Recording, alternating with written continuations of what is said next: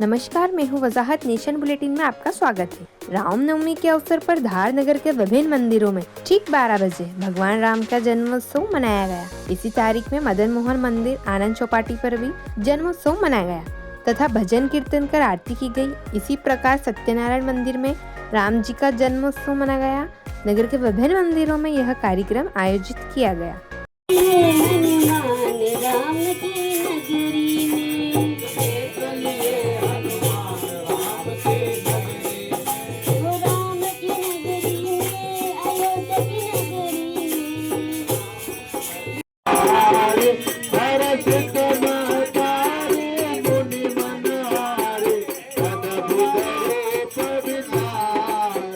लो